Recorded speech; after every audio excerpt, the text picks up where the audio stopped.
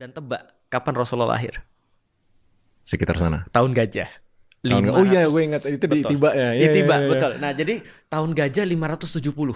Heeh. Jadi Rasulullah itu lahir, dia melihat dari segi fisik dan mental kerusakannya parah banget. Parah banget. Ada orang ngubur anaknya sendiri. Ngubur anaknya sendiri. Ngubur anaknya sendiri. Karena dia nggak mau punya anak selain laki-laki. Dia malu kalau punya anak perempuan. Ketika punya anak perempuan, lu kebayang nggak sih? Aku sebagai seorang ayah, punya anak perempuan, jelas aku lebih peduli daripada anak laki-laki dong. Itu benar. Tapi zaman dulu kan dilihatnya sebagai beban mungkin ya. Beban. Dikubur hidup-hidup, bro. Hidup-hidup dikubur. Itu tradisinya orang-orang Arab pada saat itu.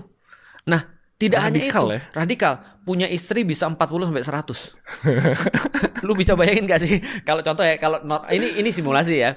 Simulasi walaupun aku nggak akan. Aku nikah umur 20 tahun, setiap tahun aku nikah satu istri. 60 tahun aku punya istri yang bervariasi antara umur 60 sampai umur kayak koleksi sih, bisa dipajang gitu kan. Nah, ketika seorang Arab mati yang punya istri banyak, istrinya diwariskan. Emang gitu konsepnya dulu? Benar, konsepnya gitu. Lu bayangin aja, kerusakan apa lagi? Riba merajalela. Segala macam, kemudian orang-orang yang budak lahir hitam apes. Karena dia bakal jadi budak kan gitu kan ya.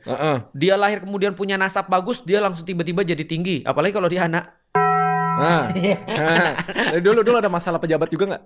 Ada. Ada. Tapi apapun yang Anda temukan sekarang masalah-masalah ada di masa Rasulullah SAW. Ada juga orang yang nyulap tuh dari bukan bensin waktu itu ya. Bukan bensin. Oh iya. 90 ke 92 gitu kan, duanya dari mana gitu. Nah betul. Nah ada juga tuh model-model kayak gitu. Nah apa yang dilakukan oleh Rasulullah? Escape. Beliau naik ke Gua Hira. Untuk escape dari semua itu, karena kalau kita tidak escape, kita nggak akan pernah lihat lebih terang dan lihat lebih jelas. Itu kan kayak perspektifnya, kita nggak bisa nge-solve masalahnya kalau kita bias banget ada di dalam semua permasalahan itu. Kan kita harus punya perspektif yang kalau bahasanya tuh non-partisan, non-bias gitu. Betul. Kita harus lihat dari luar, bener-bener cari solusinya, jadi dia escape. Dan berapa lama Rasul escape? Itu lebih daripada setahun.